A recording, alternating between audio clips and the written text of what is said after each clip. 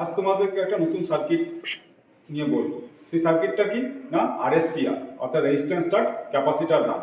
তো এটা আমাদের নর্মালি কোথায় থাকে না, আমাদের যে আরএসসিআর মোটর থাকে অর্থাৎ যে রেফ্রিজারেটরে বা ভিজিকুলারে যে মোটরটা থাকে, যেগুলো নর্মালি আমরা দেখতে পাই 190 লিটার্স বা তার উপরে যে ক্যাপাসিটি থাকে, সেইগুলোতে আমরা এই সার্কিটটা দেখতে পাই।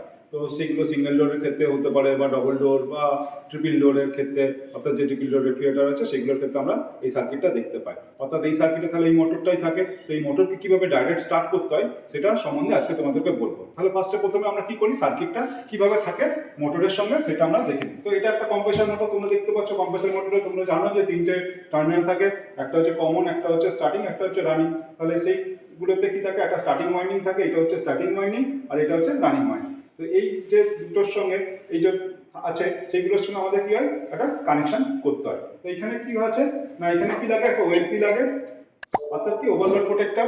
এটা হচ্ছে সেফটির জন্য ইউজ করবে, অর্থাৎ কোনো কারণবশত যদি অ্যাম্পিয়ার বেশি নিয়ে নেয় তাহলে এটা কি করে, ওভারলোড থেকে ডিসকানেক্ট করে, ফলে কম্প্রেসার মোটরটা স্টপ হয়ে যায়। আর এখানে একটা কি আছে না, পিটিসির পুরো নামটা কিন্তু পজিটিভ টেম্পারেচার কোএফিসিয়েন্ট রিলে। তো এটাতে কি আছে না, এটা একটা রিলের কাজ করছে, অর্থাৎ আফটার স্টার্ট, অর্থাৎ যখন মোটরটা রেটেড স্পিড যেটা 75 স্পিড সেটা যখন উঠে যায় তখন কি করে, রিলেটা ডিসকানেক্ট করে দেয়। তো এই সার্কিটে কি হয়েছে না, আরেকটা নতুন ক্যাপাসিটার সংযোজন হয়েছে, অর্থাৎ আরএসআইআর যে সার্কিট আছে, রেজিস্ট্যান্স ইন্ডাকশন নাম, তার পরিবর্তে এখানে কি হচ্ছে, আরএসসিআর নাম হয়ে গেছে। সেখানে একটা কি হচ্ছে, রানিং ক্যাপাসিটার যুক্ত হয়েছে। সেটা কি হয়েছে না, এখানে একটা রানিং ক্যাপাসিটার লাগানো হয়েছে। সেটা কিভাবে লাগানো থাকে না, সবসময় এটা মাথায় রাখবে যে রানিং ক্যাপাসিটার হোক বা স্টার্টিং ক্যাপাসিটার হোক, সবসময় স্টার্টিং ওয়াইন্ডিং এর সঙ্গে সিরিজ সার্কিটে থাকে। স্টার্টিং ক্যাপাসিটার হলে আফটার স্টার্ট ডিসকানেক্ট হয়ে যায়, আর রানিং ওয়াইন্ডিং হলে অলওয়েজ সার্কিটে থাকে। তো এখানে দেখো নাও যে রানিং ক্যাপাসিটর অলওয়েজ সার্কিটে আছে। তো কিভাবে সার্কিটে আছে আমরা ব্যাখ্যা করব না, এটা হচ্ছে তোমার রানিং, অর্থাৎ ফেজ থেকে আমি কি করেছি, ট্যাপ করে নিয়েছি, ট্যাপ করে নিয়ে ক্যাপাসিটর ইনকামিং হয়েছে।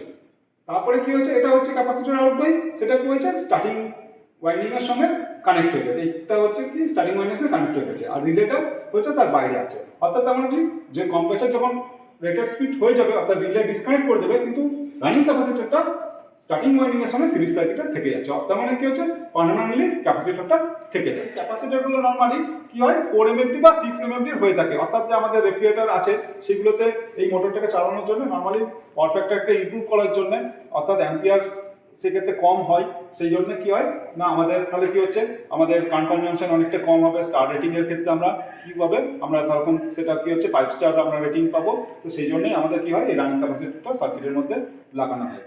তাহলে এবার কিভাবে ডাইরেক্ট স্টার্ট করতে হয় তোমাদেরকে সেটা বলবো। তো ডাইরেক্ট স্টার্ট করার অর্থই হচ্ছে যে রিলে অর্থাৎ যে পিটিসি রিলেটা ছিল বা অ্যাম্পিয়ার টাইপ রিলে যে আমার যদি সার্কিটে থাকে, সেই রিলেটাকে বাদ দিয়ে ডাইরেক্ট স্টার্ট করা। অর্থাৎ তার মধ্যে আমরা কি করছি, একটা পুশ বাটন সুইচ বা ডাইরেক্ট দুটো তারকে আমরা শর্ট করিয়ে আমরা সেটাকে ডাইরেক্ট স্টার্ট করি। তো আমরা কিভাবে তাহলে এটার ক্ষেত্রে আরএসসিআর অর্থাৎ রেজিস্ট্যান্স স্টার্ট ক্যাপাসিটর রান যে কম্প্রেসার মোটর আছে সেটাকে কিভাবে ডাইরেক্ট স্টার্ট করতে হয় সেটা তোমাদেরকে ব্যাখ্যা করছি। তারপরে আমরা একটা কম্প্রেসার মোটরে আমরা করে তোমাদেরকে দেখাবো।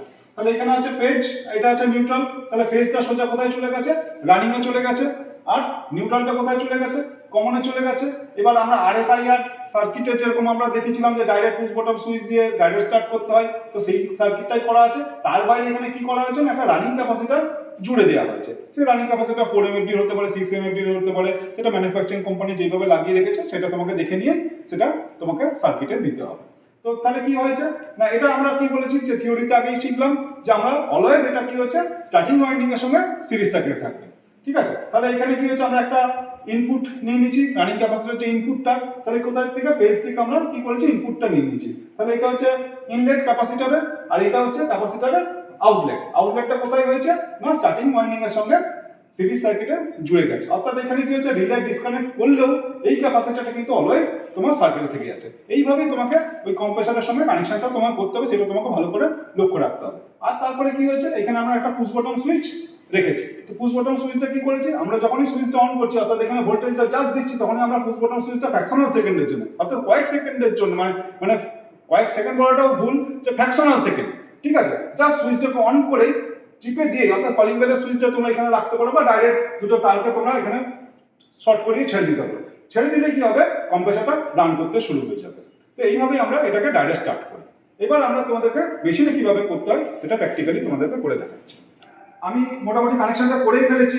এবার তোমাদেরকে কিভাবে কানেকশনটা করলাম সেটা তোমাদেরকে ব্যাখ্যা করবো। তাহলে সবার প্রথম হচ্ছে কি না, আমার এইখানে দেখো, এইখানে কি আছে না, কম্প্রেসারের 3টে টার্মিনাল আছে, সেটা তোমরা জানোই। একটা হচ্ছে কমন, একটা হচ্ছে রানিং, একটা হচ্ছে স্টার্টিং। তো আমরা কি করেছি, এই যে কমনটা আছে সেটা নর্মালি ওএলপির সঙ্গে নিউট্রাল ছিল, তো সেই নিউট্রালটা আমরা কি করেছি, এই যে আমাদের সুইচ বোর্ড আছে সেখানে আমরা নিউট্রালে দিয়ে দিচ্ছি, অর্থাৎ ইন্ডিয়ান স্ট্যান্ডার্ড অনুযায়ী যে লেফট সাইডে নিউট্রাল হয় সেখানে আমরা নিউট্রালটা দিয়ে দিয়েছি। এবার ডান সাইডেরটা আমরা আইডেন্টিফাই করে পেয়েছি, প্লাস এখানে যে কানেকশনটা ছিল সেইটাতে। তবে অতি অবশ্যই এটা মাথায় রাখবে, যখন এই টার্মিনাল টেস্টিংটা করবে বা ডাইরেক্ট স্টার্ট যখন করবে, তখন তোমার যে রিলে ওএলপি ছিল সেটাকে অবশ্যই সার্কিট থেকে আউট করে দেবে, না হলে কিন্তু তুমি কোনো অবস্থাতেই ডাইরেক্ট স্টার্ট করতে পারবে না। তাহলে এই রানিংটা কী হচ্ছে, তাহলে রানিং ওয়াইন্ডিংটা কী হচ্ছে, ডাইরেক্ট ফেজের সঙ্গে যুক্ত আছে। তাহলে এখান থেকে আমরা কি করেছি, যে ডান সাইডে ফেজ হয় সেখানে আমরা এটা দিয়ে দিয়েছি।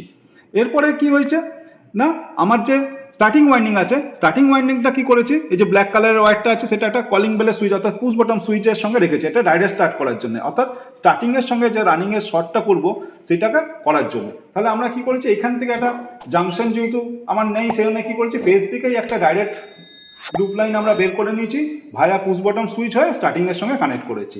অর্থাৎ যখন এই সুইচটা আমরা কি করব, ফ্র্যাকশনাল সেকেন্ডের জন্য জাস্ট স্টার্ট করার সময় পুশ করবো এরকমভাবে।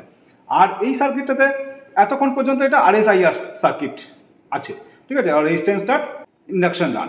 এইবার কি করেছি, আমরা একটা রানিং ক্যাপাসিটার এর মধ্যে রেখে দিয়েছি, তাহলেই হয়ে গেল আরএসসিআর সার্কিট। এখানে দেখতে পাচ্ছ এই সার্কিটের মধ্যে আমরা কত এমএফডি লাগিয়েছি, এখানে দেখতে পাচ্ছ 4 এমএফডি লাগানো হয়েছে।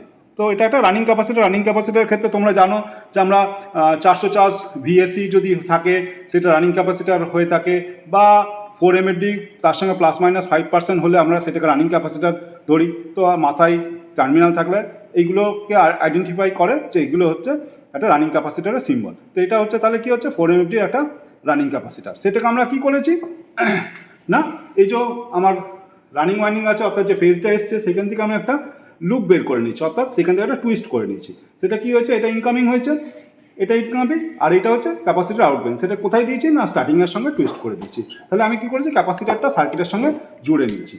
এইভাবে আমি সার্কিটটাকে কমপ্লিট করে নিচ্ছি। আশা করছি বুঝতে পারছো। হ্যাঁ, এবার হচ্ছে আমাকে তাহলে কি কম্প্রেসরটা স্টার্ট হয়েছে কিনা বা কত অ্যাম্পিয়ার নিচ্ছে সেটা দেখার জন্য কি করতে হবে, আমাকে একটা টং টেস্টার অর্থাৎ ক্ল্যাম্প মিটার আমাকে নিয়ে নিতে হবে। সেটাকে আমার কি করতে হবে, অ্যাম্পিয়ারে সেট করে নিতে হবে। অর্থাৎ এখানে দেখতেই পাচ্ছ এ ফর অ্যাম্পিয়ার, সেটা আমি কি করলাম, আমার যে ফেজ আছে সেখানে আমি জুড়ে দিলাম। হ্যাঁ, এবার তোমাদেরকে আরেকবার জাস্ট বলে নিই, ভালো করে দেখো, ঠিক আছে। তাহলে কি করেছি, এই যে এটা কমনটা নিউট্রালে দিয়ে দিয়েছি, এটা হচ্ছে ফেজটা কোথায় দিয়েছি, ঠিক আছে, রানিংয়ে দিয়ে দিয়েছি। তার মধ্যে কি করেছি, টং টেস্টারটা লাগিয়ে রেখেছি।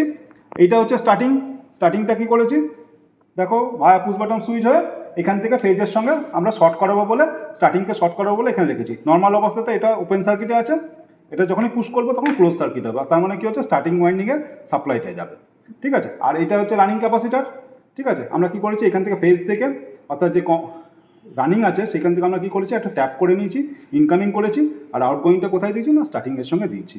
এইবার হচ্ছে আমরা ডাইরেক্ট স্টার্ট করব। এইবার আমরা স্টার্ট করছি, খুব ভালো করে লক্ষ্য করবে, অর্থাৎ এই যে এখানে হচ্ছে এই সুইচটা আছে আর এখানে কলিং বেলের সুইচটা আছে, এটা হচ্ছে কি ফ্র্যাকশনাল সেকেন্ডের জন্য আমরা পুশ করবো এই সুইচটা অন করার সময়। তাহলে কি হচ্ছে, এই সুইচটা অন করছি আর এই সুইচটা করে দিলাম।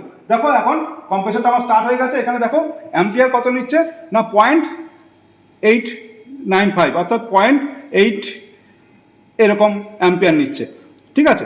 তো সেই ক্ষেত্রে এখন দেখো তোমরা এখানে দেখতে পাচ্ছ এটা হচ্ছে ডিসচার্জ লাইন, তো এখানে কি হচ্ছে ডিসচার্জ হচ্ছে, আর এটা হচ্ছে সাকশন লাইন। দেখো পেপারটাকে কি করছে, সাক করে নিচ্ছে। তার মানে কি হচ্ছে, কম্প্রেসরটা রানিং হয়েছে। কম্প্রেসরটা তাহলে আমাদের যা রেটিং অ্যাম্পিয়ার আছে সেই অনুযায়ী এই কম্প্রেসরটা ঠিক আছে, অর্থাৎ এই ক্ষেত্রে আমরা বলতে পারি এই কম্প্রেসরটা একদম গুড কন্ডিশনে আছে।